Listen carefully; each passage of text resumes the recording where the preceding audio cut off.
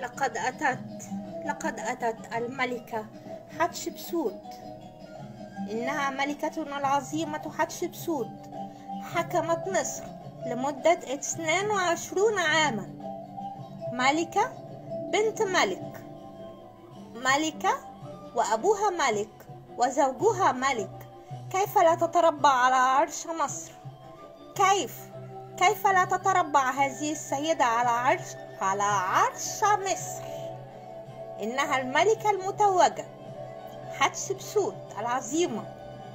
يقولون عليها أنها كانت ترتدي قفازات، لأن gloves بأساميكو gloves. هل تعلمون لماذا؟ يقولون في الأساطير إن كان لديها 6 أصابع، ولهذا كانت ترتدي قفازات. هل تعلمون؟ ستقولون إنها تعمل على التعقيم والكورونا والأمراض والجراثيم، ولكنها كانت تخفي هذا العيب، واكتشفنا هذا العيب بعد موتها. هل تعلمون؟ لا تعلمون شيئا. أنتم لا تعرفون شيئا عن أجدادكم وعن حضارتكم العظيمة. اسمعوا قصة الملكة حتشبسوت. ستنبهروا بالعظمة، ستنبهروا. إنها سيدة عظيمة تخلت عن أنوثتها ولبست ملابس الرجال، ولكنها عاشت في سلام، لا تحب الحرب. زادت التجارة في أيامها، وعظمت الاستيراد عبر النيل. استوردت الحاجات الجميلة والبخور. هذه هي ملكتنا، هذه هي الملكة حتشبسوت.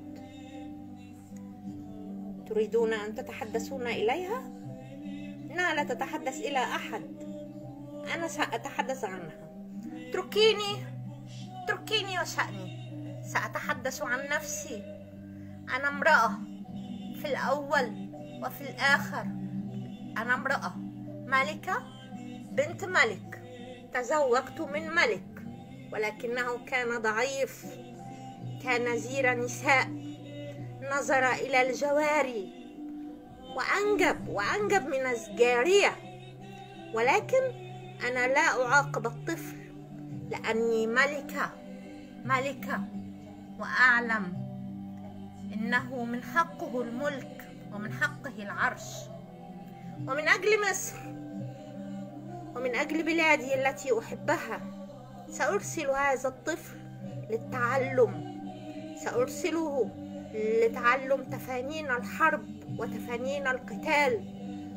سيتعلم جميع العلوم. سأهتم به وسأرعاه. هتهتمي بيه وترعيه ولا بتبعديه عن الملك يا حتشبسوت؟ لا تقولي هكذا. أنا لا أريد إلا الخير لمصر، بلدي وبلد آبائي وأجدادي. لا أعمل على الحرب، ولكني أعمل على السلام. أمال إيه حكاية يا أختي إن أنت كنت بتلبسي لبس رجالة ده؟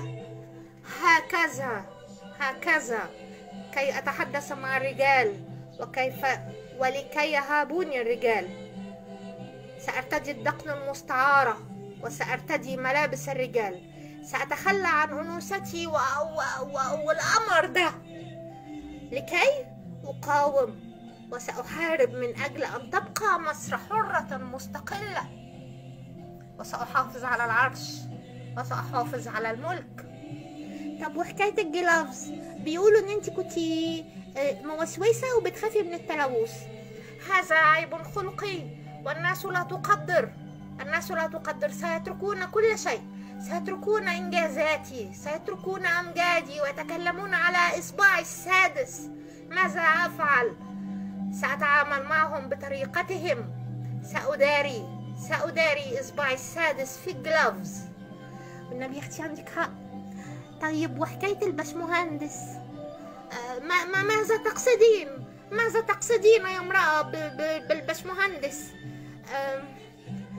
أصل الحقيقة الفراعنة كلهم بيقولوا إنه هو وسيم وجميل ومفتول العضلات وبيقولوا ان انت حبيتيه. وماذا إذا أحببت؟ فأنا امرأة ومن حقي أن أحب. زوجي توفى منذ زمن بعيد وطول حياته كان زير نساء. هل تعلمين إنه كان زير نساء؟ طب يا اختي هدي نفسك، ولا والله أعلم، ولا يعني أنا ماليش دخل في حاجة. بس هما بيقولوا إن هو رعى بنتك وابنتي نفرت. نعم، قام برعايتها لذلك عينته في القصر عشان بنتك. نعم، ولأنه أمين ولأنه رجل صالح عينته في القصر لرعاية ابنتي ولرعاية أموالي ولرعاية إدارة شؤوني الداخلية والخارجية. عندك حق، انت عندك حق بصراحة. والله ما قصرتي يا حبيبتي، والله ما قصرتي يا ملكة. تسلمي يا حتشبسوت، حق الله انت قمر وتستاهلي كل خير. بصراحة المفروض ما تداريش جمالك ده وترتدي ملابس الرجال. هل تريدين ذلك؟ نعم يا اختي أريد ذلك. ارتدي ملابس النساء كما أنت، كهكذا أنت قمر بملابس النساء. لماذا ترتدين وزقن ايه يا اختي اللي بتركبيها؟ زقن ايه اللي بتركبيها؟ زقن عيرة. الزقن عيرة ايه بقى؟ القمر ده يركب دقن عيرة يا ناس؟ العيون العسلية يا خراشي ولا الضفاير يا يا يا يا يا يا يا يا. لا والله يا اخت حتشبسوت يا ملكة، لا ما تلبسيش ملابس الرجال. انت حلوة كده واحنا بنحبك كده. حقا حقا والله. طب وبعدين الباشمهندس عمل ايه؟ الباشمهندس لقد امرته ببناء الدير البحري ولقد اتم بناءه فعلا. انه بنى لي الدير البحري معبد من اجمل المعابد واحلاها في احضان الجبل، موقع يمتاز بالروعة والجمال. يا له من موقع حيث يرقد أبي وحيث أرقد أنا بعد عمر طويل إن شاء الله، وحيث يرقد هو كمان. ماذا تقولين؟ أيوة، إحنا كلنا عارفين إن الباشمهندس بنى ليه هو كمان مقبرة جنب مقبرتك، وعمل ليه ممر عشان بعد الشر عليكي بعد ما تموتي بالسلامة روحك تنبعث تاني وتتقابلوا تاني في العالم التاني. هل هذا صحيح؟ نعم هذا صحيح. هذا هو الحب الأفلاطوني، الحب الذي لا ينتهي، الحب الذي يدوم، هو حب الروح وليس حب الجسد. هل تعلمين؟ نعم، أعلنها صراحة، أنا أحب الباشمهندس. نعم أنا أعلنها صراحة، لقد أحسن إلي ولابنتي ولأموالي ولقصري، ولن أتخلى عنه حتى الموت.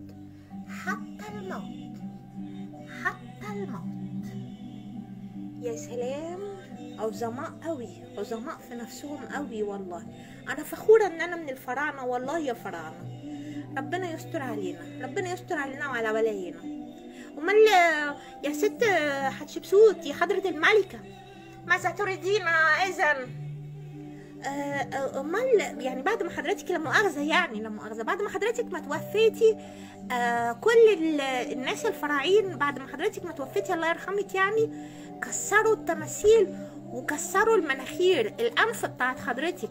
وده سيم كان عند الفراعنه، يعني ان هما بيقولوا ان الست دي مش تمام يعني، فيكسروا مناخيرها بعد ما تموت. هذا ليس صحيح. تماثيلي موجوده وأمجادي موجودة. كيف إذا عرفتيني أنت؟ وكيف عرفني المصريين إذا قاموا بتحطيمي؟